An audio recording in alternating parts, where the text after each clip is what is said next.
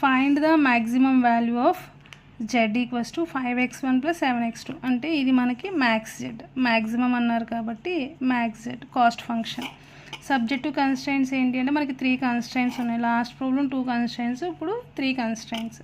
x1 + x2 <= 4, 3x1 + 8x2 <= 24, 10x1 + 7x2 <= 35. ఇక్కడ x1 x2 ఉన్నాయి కాబట్టి వీటిని మనం నాన్ నెగిటివ్ రిస్ట్రిక్షన్స్గా తీసుకుంటాం. నాన్ నెగిటివ్ రిస్ట్రిక్షన్స్ లేదా non negative conditions. Graphical method ఇక్కడ అన్ని <= ఉన్నాయి. ఫస్ట్ స్టెప్ ఏంటి? ఇన్ఈక్వాలిటీ. ఇవన్నీ ఇన్ఈక్వాలిటీస్. ఈ ఇన్ఈక్వాలిటీస్ని ఈక్వల్లోకి కన్వర్ట్ చేయాలి. సో డైరెక్ట్గా ఇన్ఈక్వాలిటీ తీసేసి నేను ఈక్వల్లోకి కన్వర్ట్ చేసేస్తాను. ఫస్ట్ స్టెప్ ఏంటి? ఇన్ఈక్వాలిటీస్ని ఈక్వల్లోకి మార్చేయాలి. సో మార్చేసాం. నెక్స్ట్ స్టెప్ ఏంటి అంటే ఇక్కడ ఉన్న ఈ వాల్యూని 0 తీసుకోవాలి ఫస్ట్, అప్పుడు x2 వస్తుంది. సో x1 0 తీసుకున్నప్పుడు x2 ఏమవుతుంది? డైరెక్ట్గా 4 కదా, అంటే మనకి ఈ కన్స్ట్రైంట్ నుంచి 2 పాయింట్లు వస్తాయి. ఆ 2 పాయింట్లు ఏంటి? 0, 4 ఒకటి. ఇప్పుడు x2 0 తీసేసుకున్నాను, అప్పుడు x1 = 4 అవుతుంది, అంటే 4, 0 ఒకటి. అలాగే ఈ కన్స్ట్రైంట్ కూడా సేమ్. x2 0 తీసుకున్నాం అనుకో, ఇదంతా 0 అయిపోతుంది. 3x1 = 24, అప్పుడు x1 ఏమవుతుంది? 8 టైమ్స్ 8, 0. ఇప్పుడు x1 0 తీసేసుకున్నాను, అప్పుడు x2 ఏమవుతుంది? 0, 3 అవుతుంది. ఓకేనా? నెక్స్ట్ ఇక్కడ మళ్ళీ అగైన్ దీని నుంచి కూడా 2 పాయింట్లు వస్తాయి. x1 0 తీసేసుకున్నాను, 0 తీసుకుంటే 7x2 = 34. x2 కదా మనకు వచ్చిన వాల్యూ. x1 0 తీసుకున్నాం కాబట్టి 0, 5 7 35 కాబట్టి. ఓకే, నెక్స్ట్ ఇక్కడ 0 తీసేసుకున్నాం అనుకోండి x2, 10x1 = 35, అంటే 3.5 కదా. x1 = 3.5, 3.5, 0. ఓకేనా? అంటే ఇక్కడ మనకు 2 కన్స్ట్రైంట్ నుంచి 2 వాల్యూస్ కంపల్సరీ. x1 0 తీసుకుంటే రిమైనింగ్ వాల్యూ వస్తుంది, x2 0 తీసుకుంటే x1 వాల్యూ వస్తుంది. సో ప్రతి పాయింట్ నుంచి మనకి అంటే ఈ రెండింటి నుంచి ఒక లైన్ డ్రా చేస్తాం, ఈ రెండింటి నుంచి ఒక లైన్ డ్రా చేస్తాం, ఈ రెండింటి నుంచి ఒక లైన్ డ్రా చేస్తాం. అంటే గ్రాఫ్లో మనకి 3 లైన్స్ కనిపిస్తాయి. ఇంకో చూడండి, 4, x1 4, 3, 8, 5, 3.5. ఓకే, ఈక్వేషన్ 1 నుంచి 2 నుంచి 3 నుంచి రాసుకున్నారు. అంటే ఇక్కడ 0 తీసేసి రాసుకున్నాం అంతే. ఇప్పుడు 0, 4 కదా, అంటే x యాక్సిస్ మీద 0, y యాక్సిస్ మీద 4, అంటే ఈ పాయింట్. x యాక్సిస్ మీద 0, y యాక్సిస్ మీద 4, అంటే ఇక్కడ పాయింట్ ఏంటి మనకి? 0, 4. అలాగే 4, 0, అంటే x యాక్సిస్ మీద 4, y యాక్సిస్ మీద 0 కాబట్టి ఇది 4, 0.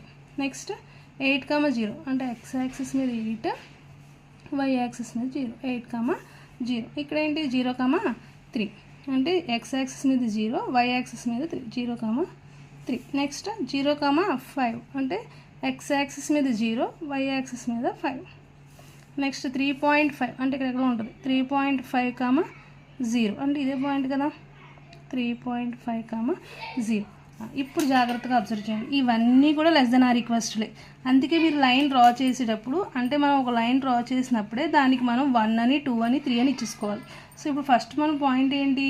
4 కదా, 4, అంటే ఈ లైన్ అనేది ఫస్ట్ కన్స్ట్రైంట్కి సంబంధించింది. దీన్ని మనం <= రాసేసుకోవాలి. నెక్స్ట్ సెకండ్ ఏంటి మనకి? 8, 3 కదా, సో 8, 3.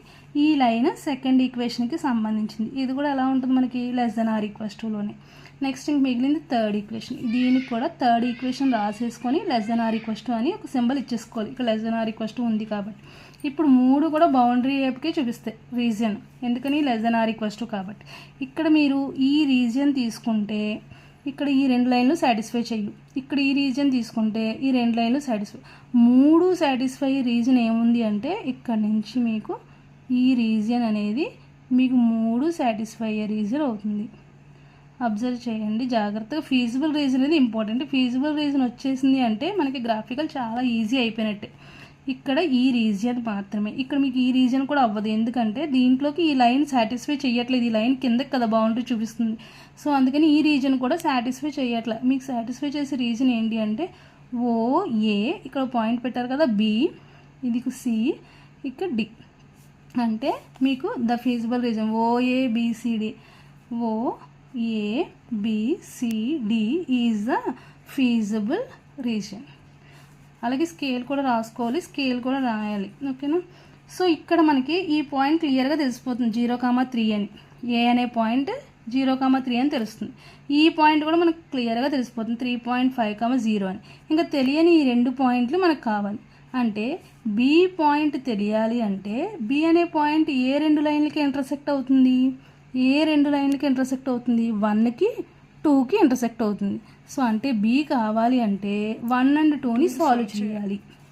ఇప్పుడు సి చూడండి, సి ఏ 2 లైన్లకి ఇంటర్సెక్ట్ అవుతుంది? 1కి 3కి. సో అంటే సి కావాలి అంటే 1 and 3ని సాల్వ్ చేయాలి. ఓకేనా? అంటే మనం సాల్వ్ చేసేటప్పుడు కూడా పాయింట్ ఏ 2 లైన్లు ఇంటర్సెక్ట్ చేస్తుందో చూసుకుని ఆ 2 లైన్ని సాల్వ్ చేయాలి. ఇప్పుడు మనకి బి తెలియదు, సి తెలియదు. బి తెలియాలి అంటే 1, 2 ఈక్వేషన్ని సాల్వ్ చేయాలి. అంటే ఈ 2 ఈక్వేషన్ని సాల్వ్ చేయాలి. సి కావాలి అంటే 1ని 3ని సాల్వ్ చేయాలి. సాల్వ్ చేసేటప్పుడు ఆల్రెడీ మనం ఇందాక చెప్పాను కదా, డైరెక్ట్గా మీరు క్యాల్సీలో సాల్వ్ చేయొచ్చు. ఎందుకంటే స్టాటిక్ మీకు క్యాల్సీ అలా చేస్తాడు. సో 1, 2 సాల్వ్ చేసేస్తే డైరెక్ట్గా బి పాయింట్ వస్తుంది. బి పాయింట్ ఏంటి అంటే 1.6, 2.4. ఓకే, నెక్స్ట్ 1ని 3ని సాల్వ్ చేస్తే సి పాయింట్ వస్తుంది కదా, 2.4, 1.6. మీరు ఇలా ఇంత లెంతీ ప్రాసెస్ చెయ్యొద్దు, డైరెక్ట్గా క్యాల్సీలో చేసేయండి. సో ఇక్కడ మ్యాక్స్డ్ ఈక్వేషన్ ఏంటి మనకి? 5x1 + 7x2. మొత్తం అన్ని పాయింట్లు తీసుకెళ్ళి మన ఈక్వేషన్లో సబ్స్టిట్యూట్ చేయండి. సబ్స్టిట్యూట్ చేస్తే ఇక్కడ వచ్చే వాల్యూ చూడు, 0, 21, 24.8, 23.2, 17.5. అంటే మ్యాక్సిమం వాల్యూ ఎక్కడ వస్తుంది మనకి? బి పాయింట్ దగ్గర. సో అంటే the optimum solution reached at the point B, that is maxed equals to 24.8. Optimum solution reach అయింది ఏ పాయింట్ దగ్గర? బి పాయింట్ దగ్గర కదా. 1.6 మనం ఇలా వదిలేయకూడదు, ఎందుకంటే మనం మ్యానుఫ్యాక్చర్ ఐటమ్స్ కదా. సో అందుకని ఇది అప్రాక్సిమేట్లీ ఎన్ని ఐటమ్స్కి ఈక్వల్ అంటే 2 ఐటమ్. ఎందుకంటే 1.6 కదా, మోర్ దాన్ 5 ఉంది కాబట్టి 6, ఇది బిలో 5 ఉంది కాబట్టి ఇది 2. అంటే మనం ఒక 2 ఐటమ్స్ని, x1 ఐటమ్స్ని 2, అంటే ఫర్ ఎగ్జాంపుల్ పెన్ను ఎరేజర్స్ అనుకున్నాం అనుకోండి, 2 పెన్స్ 2 ఎరేజర్స్ వాడు మ్యానుఫ్యాక్చర్ చేస్తే వాడికి కంపెనీకి మ్యాక్సిమం ప్రాఫిట్ వస్తుంది అని అర్థం. ఓకేనా? ఇది మనకి మీకు మెయిన్ గ్రాఫికల్ మెథడ్లో ఏంటంటే ఫీజిబుల్ రీజియన్ని అబ్జర్వ్ చేయడమే చాలా ఇంపార్టెంట్. మీకు ఫీజిబుల్ రీజన్ తెలిసింది అంటే ప్రాబ్లమ్ సాల్వ్ అయిపోయినట్టు ఈజీగా. ఓకేనా? Thank you.